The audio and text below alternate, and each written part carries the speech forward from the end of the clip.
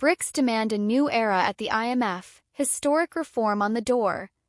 Who really decides the world's financial destiny?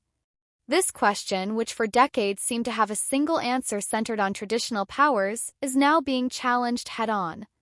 Brics finance ministers have just presented a unified proposal to reform the International Monetary Fund, and the impact of this move could change the global balance forever. For the first time, the bloc, which now includes Egypt, Ethiopia, Indonesia, Iran, Saudi Arabia, and the United Arab Emirates, as well as Brazil, Russia, India, China, and South Africa, is uniting to demand a fair redistribution of quotas and voting rights within the IMF.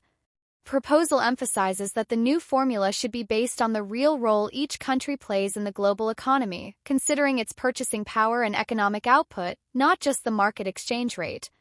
This demand is no coincidence. For years, emerging economies have felt that the current system disproportionately favors wealthier countries, giving them greater political and economic influence. The Brics now want the voice of developing countries to have real and decisive weight in global financial decisions. According to the joint statement released after the meetings in Rio de Janeiro, the ministers insist on protecting the participation of the poorest countries while increasing quotas for developing nations. In fact, a senior Brazilian official who followed the negotiations explained that the new formula should be weighted by economic output and purchasing power, including the real value of local currencies. A change that could profoundly alter the balance of power at the IMF. This may be the ideal time to insert a brief pause and an advertisement, preparing the viewer for a deeper technical explanation of how these quotas work. Back to the topic, let's understand exactly what IMF quotas are and why they are so important. Each member country contributes a quota, which defines its financial contribution to the fund and also determines the voting power it wields. The larger the quota, the greater the influence a country can have on decisions. Furthermore, the quota also limits how much a country can borrow from the IMF and affects the amount of special drawing rights it receives.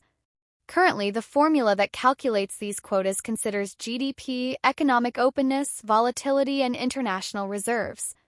However, critics point out that this formula favors advanced economies because it uses market exchange rates rather than purchasing power parity, underestimating the economic weight of many emerging countries.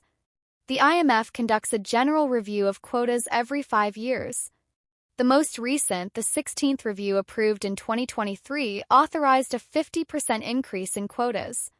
Now, in the 17th review, the Brics are determined to drive structural change that will allow them to play a proportional and equitable role, reflecting the new global economic reality.